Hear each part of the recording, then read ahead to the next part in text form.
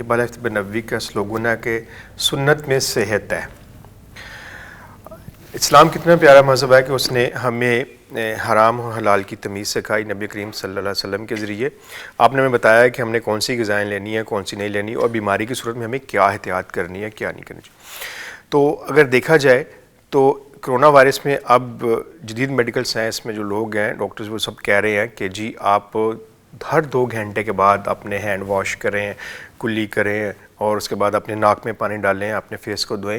یہ ساری تو مسلمان دن میں 5 دفعہ وضو کرتا ہے، تو جب آپ وضو کرتے ہیں تو آج اگر دیکھا جائے تو جو طریقہ ہمیں بتایا گیا ہے وضو کرنے کا، وہی آئیے بتا رہے ہیں کیسے کریں۔ تو سب سے پہلے تو آپ کو یہ کرنا چاہیے کہ اپنے ہاتھ خود بھی، اپنے بچوں کے بھی، پوری فیملی میں اسلام یہ کہتا ہے، نبی کریم صلی اللہ علیہ وسلم نے فرمایا ہے کہ کھانا کھانے سے پہلے ہاتھ ضرور دھوئیں، آپ واش کریں اپنے ہینڈ۔ ایسے لوگ جن کو سانس کی پرابلم ہوتی ہے، استھما کی پرابلم ہوتی ہے، ٹیوبرکلوسس رہ چکا ہوتا ہے، ان کے لنگز ویک ہوتے ہیں، تو ہنی کو اپنے استعمال میں ضرور رکھنا چاہیے۔ آپ ڈیلی کم از کم صبح 2 ٹیبل سپون ہنی کے 1 گلاس پانی میں حل کر کے آپ ضرور لیں۔ ہبہ لائف سیڈر ہنی کا استعمال کیجئے، کیونکہ اس میں اینٹی وائرل، اینٹی فنگل اور اینٹی بیکٹیریل پراپرٹیز پائی جاتی ہیں۔